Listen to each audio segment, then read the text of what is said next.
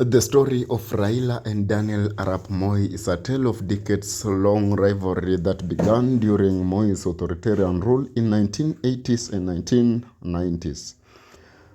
Raila, a staunch advocate for multi-party democracy, was fierce critic of Moi's one-party regime, enduring arrests and detentions during his struggle for political freedom.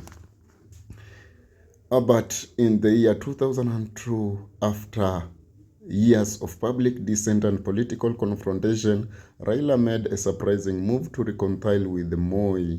The handshake between the two leaders marked Raila's decision to merge his National Development Party (NDP) with Moi's KANU party, where he became the Minister for Energy. I have said several times that I do not intend to make major changes in the administration of the country, and that I am going to follow the policies laid down by our late father of the nation, His Excellency Mzee Jomo Kenyatta. The political truths and shockwaves across Kenya, many viewed it as a strategic move by Raila to position himself within the ruling party and influence the succession politics of the time. However, the alliance was short-lived. By the end of 2002, Raila famously left KANU after Moi chose Uhuru Kenyatta as his preferred successor, sparking another era of political rivalry. Nilipokuwa niko na shida na chama cha Ford Kenya, nilijiuzulu, nikawacha chama, nikajiuzulu kwa bunge, nikarudi kwa wananchi.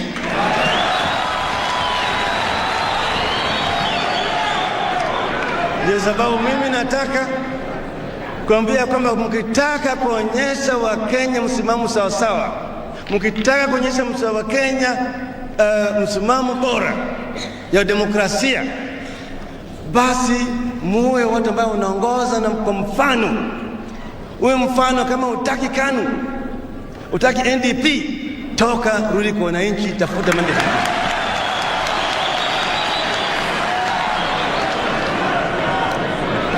Lakini usiwe tu kama vile walikuwa wanasema fisi alishindwa na tamaa, sivyo?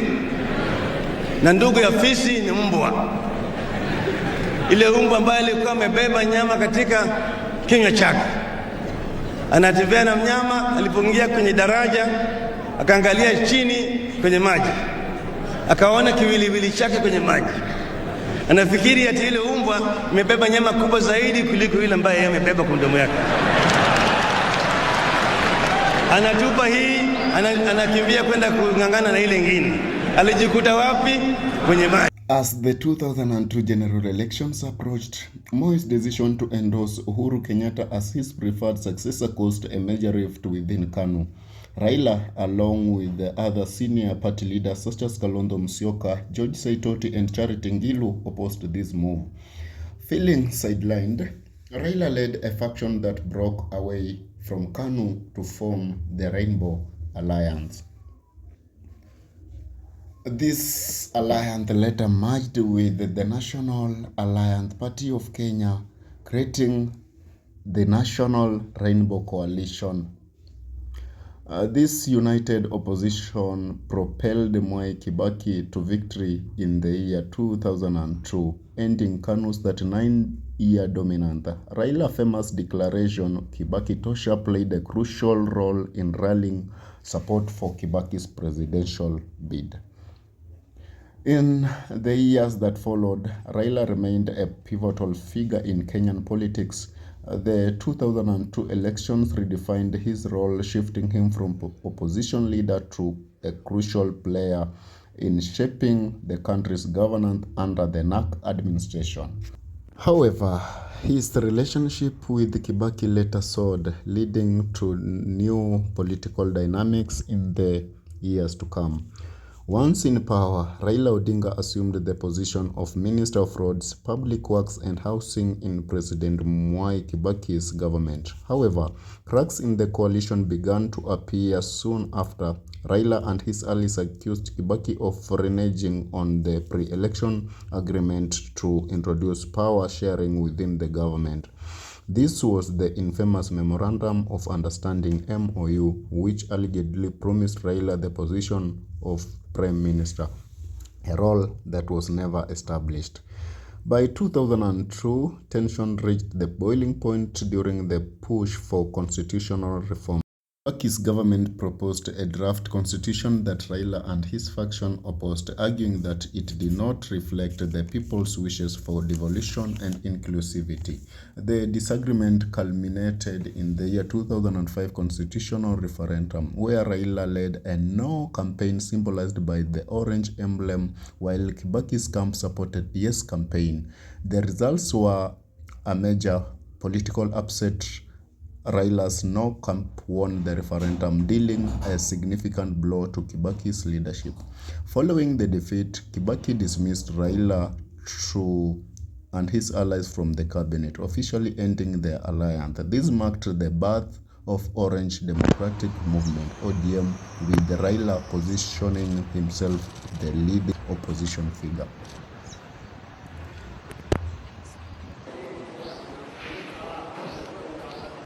And we want our friends to understand that when your friends are in a problem, you assist them solve the problem. You don't breathe on their necks and say either or, because it doesn't help. In the 2007 general elections, Raila ran for president under ODM against Kibaki, who sought re-election. The polls were hotly contested, but the aftermath was devastating. The announcement of Kibaki's victory amidst allegations of electoral fraud sparked widespread contest and violence, dragging Kenya into a crisis that left over 1,000 people dead and hundreds of thousands displaced. This crisis led to international mediation spearheaded by former UN Secretary General Kofi Annan. I also appealed to Honorable Raila Odinga and the ODM leadership not to undertake the mass action that have been announced tomorrow. I think we are at a very critical stage in the negotiations, and we need to focus on that. The solution must be found in the mediating room, and the leaders engage in each other. But we have to move quickly, and we have to reassure people as fast as we can. And therefore, I'm happy. I would like to announce here and now, on behalf of our movement, that we will postpone. We have therefore postponed until further notice any kind of actions that were intended for tomorrow. Thank you. thank you.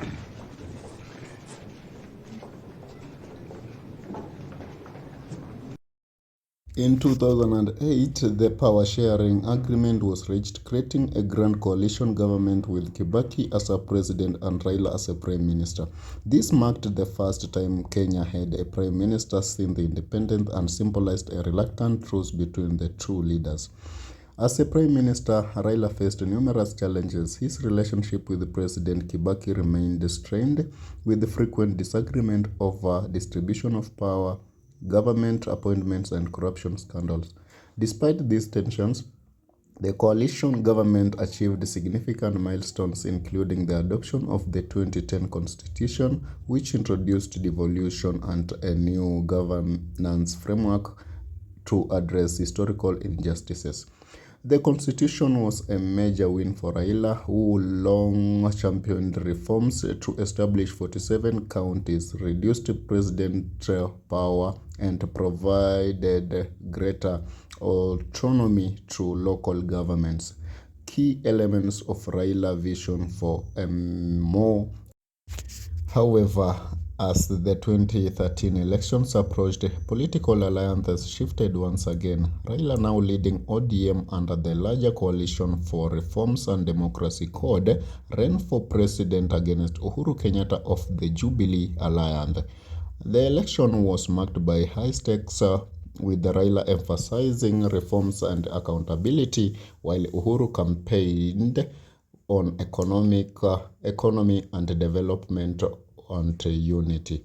The results declared Uhuru Kenyatta as the winner with 50.07% of the vote, narrowly avoiding the runoff. Raila rejected the results, citing irregularities, and filed a petition at the Supreme Court. However, the court upheld Uhuru's victory, leaving Raila to once again assume the role of the opposition leader. In the 2017 presidential election, Raila faced Uhuru Kenyatta again, with the time under the banner of the National Super Alliance (NASA). The election was marred by the allegations of fraud, prompting Raila to challenge the results in a historic ruling. The Supreme Court annulled Uhuru's victory, citing irregularities and calling for fresh elections. This was the first time in Africa that the presidential elections was nullified by the judiciary. Raila, however, boycotted the repeat election, arguing that the Electoral Commission had not implemented the reforms to ensure fairness.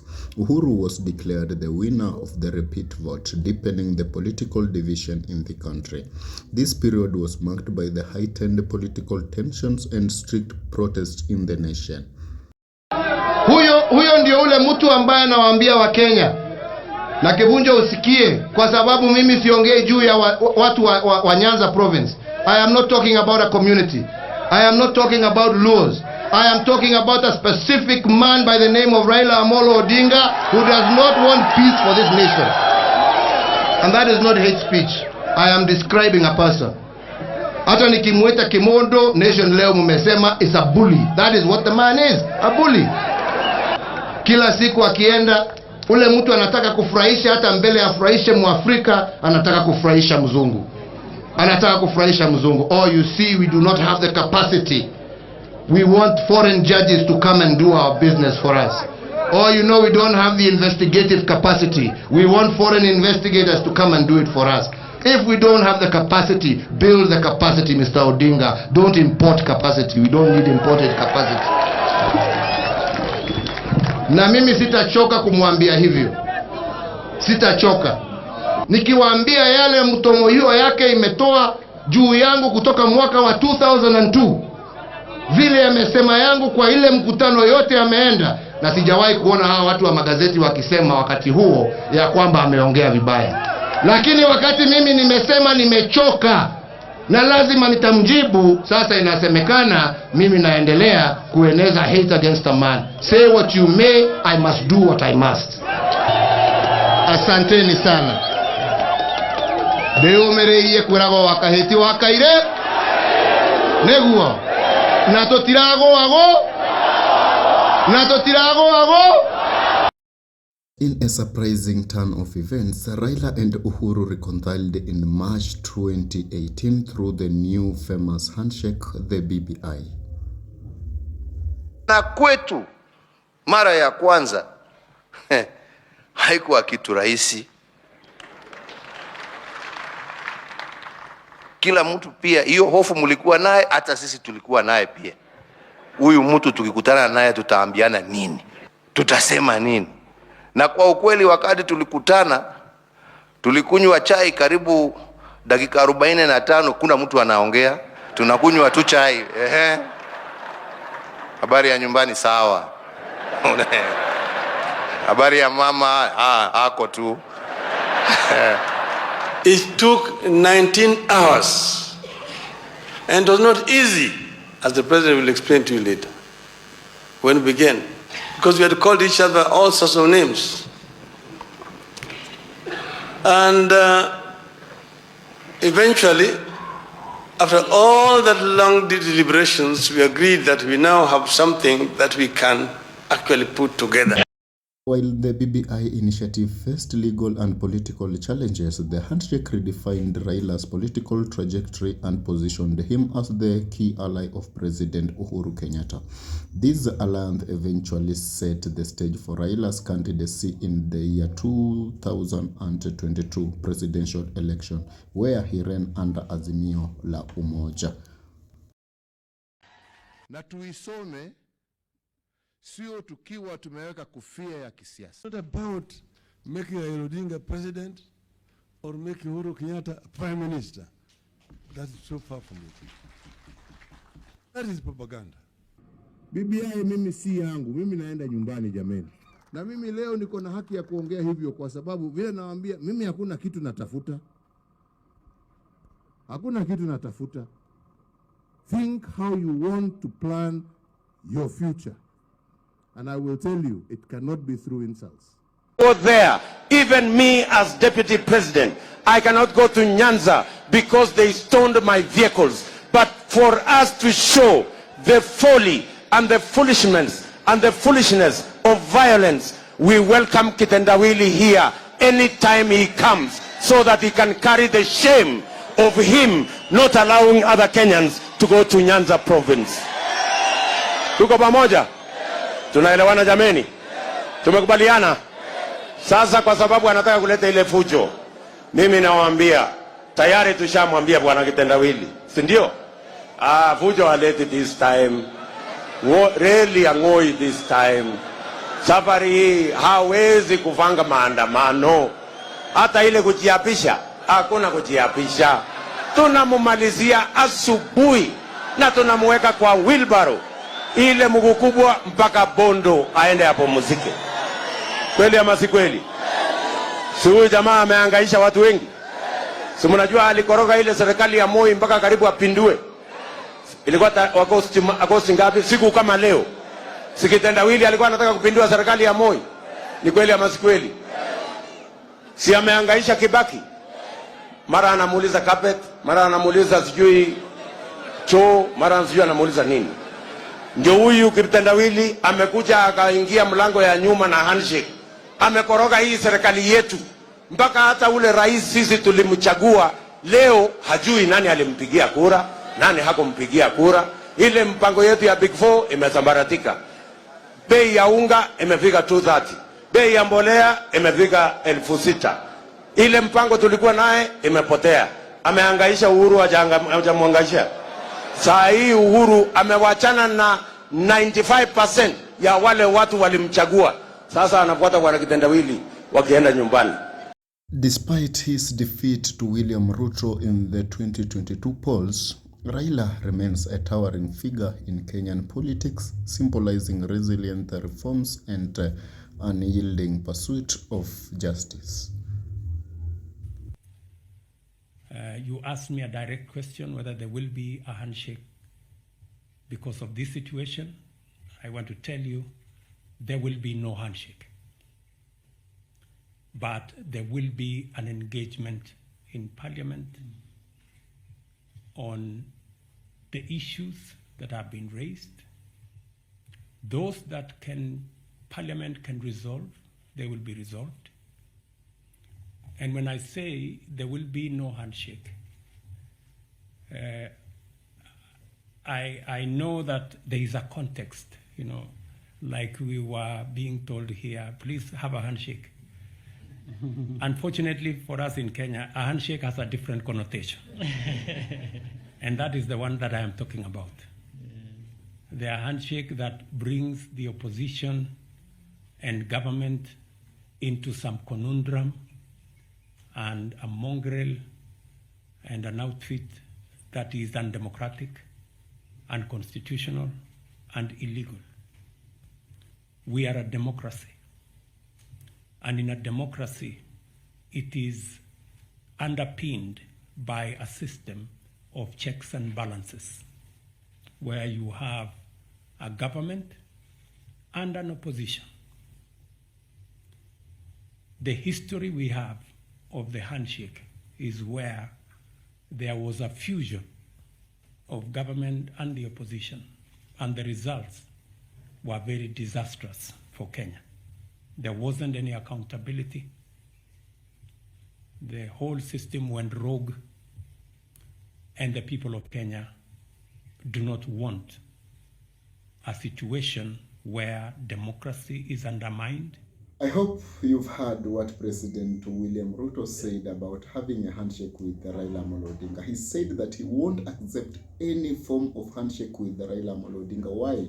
Because he has been seeing the experience, or rather the outcomes of the handshake from the previous governments that came before him.